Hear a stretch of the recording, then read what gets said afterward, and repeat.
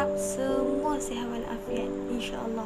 Semoga kita sentiasa dalam rahmat Allah Subhanahu Wa Taala. Hari ini teacher nak kenalkan pada kamu semua tanda-tanda wakaf ataupun tanda-tanda berhenti yang terdapat dalam Al-Quran.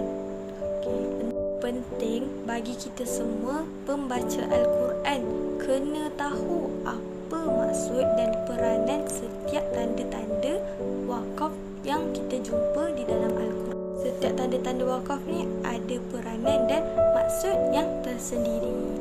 So, sekarang ni penting sangat untuk kita tahu fungsi setiap tanda-tanda wakaf, tanda-tanda berhenti ini. Okay.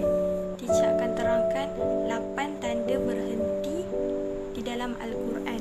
Sebelum tu, teacher nak terangkan apa tu erti wakaf. Okey. Wakaf dari sudut bahasa ialah berhenti atau menahan.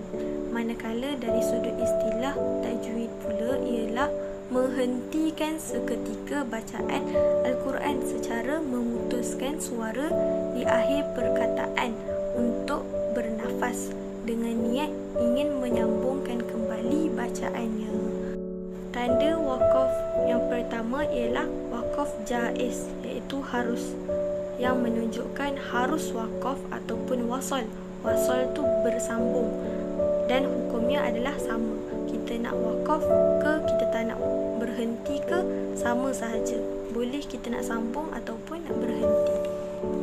Contoh ayat Al-Quran bagi wakaf jaiz itu adalah A'udzubillahi minasyaitonirrajim wa bainahuma hijab wa 'alal a'rafi rijalun ya'rifuna kullam bisimahum. Ataupun tadi teacher berhenti dekat hijab, yang atas ba tanwin tu, yang atas tu ada jim kecil tu. Tadi teacher berhenti, sekarang ni boleh nak sambungkan juga. Wa bainahuma hijabun wa 'alal a'rafi rijalun ya'rifuna kullam bisimahum. Sadaqallahul azim. Yang kedua adalah tanda wakaf lazim, iaitu yang menunjukkan mesti, iaitu wajib kita berhenti. Nampak mim kecil yang ada ekor tu, tu wajib kita berhenti. Tak boleh kita nak sambung ke, macam tadi kita boleh nak sambung ataupun nak berhenti. Sekarang ni mim ni kita wajib berhenti. Faham? Contoh bagi wakaf lazim adalah A'udzubillahi minasyaitonirrajim fala yahzunka qawluhum inna na'lamu ma yusirruna wa ma yu'linun. Sadaqallahul azim. Yang dia ada atas mim mati tu, ada mim kecil yang ada ekor. Faham? Itu wajib kita berhenti. Yang ketiga adalah tanda wakaf hasan, iaitu baik. Hasan tu artinya baik, iaitu menunjukkan harus wakaf dan wasal sambung. Wasal tu artinya sambung, namun sambung lebih baik. Dekat sini bila kita nampak ada sad yang macam ni dengan lam ya tu, tandanya menunjukkan kita ni boleh nak berhenti ataupun nak sambung. Tapi di sini lebih baik kita sambungkan wasal. Faham? Contoh bagi wakaf hasan. A'udzubillahi minasyaitonirrajim la syarikalah wa bidzalika umirtu wa ana awwalul muslimin. Tadi teacher berhenti kan dekat atas ha yang la syarikalah atas tu, tapi dia kata lebih baik kita sambungkan dia. Jadi teacher sambung la syarika lahu wa bidzalika umirtu wa ana awwalul muslimin. Sadaqallahul azim. Jadi dekat sini kita boleh sambung ataupun tidak, tapi dia kata lebih baik kita sambungkan sahaja. Faham? Tanda wakaf yang keempat adalah, nampak tak, lam alif. Tanda wakaf qalbi, iaitu dilarang. Bila kita nampak tanda lam alif kecil, tanda lam alif kecil ni, maka kita dilarang berhenti. haram. Haram untuk kita berhenti di situ. Jadi bila kita nampak lam alif, kita baca terus sahaja. Contoh bagi waqaf qanbih ialah a'udzu billahi minasyaitonir rajim. La nashtari bihi thamanan walau kana dza qurba wala naktumu syahadatallah. Nampak lam alif tu di atas ba ya. Kita nampak lam alif tu, maka kita tak boleh berhenti. Dia kata apa? Haram untuk kita berhenti. Tak boleh walau kana dza qurba. Kita tak boleh berhenti kat situ. Kita kena teruskan sampai habis. Walau kana dza qurba wala naktumu syahadatallah. Faham?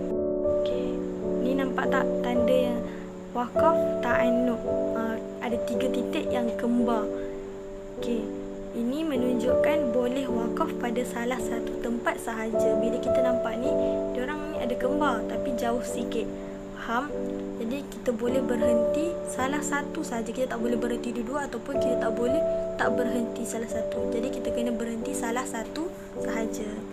Contoh ayat Al-Quran bagi lam alif kecil ialah a'udzu billahi minasyaitonir rajim. Qalu amanna bi afwahihim wa lam tu'min qulubuhum. Di sini nampak 3 titik awal, 3 titik di belakang sana tu. Jadi teacher berhenti dekat yang pertama. Wa minal ladina hadu sama'una lil kadhibi. Sadaqallahul azim. Boleh berhenti salah satu. Kalau kamu nak yang ujung sekali tu pun boleh, yang dekat depan tu boleh. Tapi salah satu sahaja, tak boleh berhenti dua-dua. Seterusnya, nampak tanda bulat tu.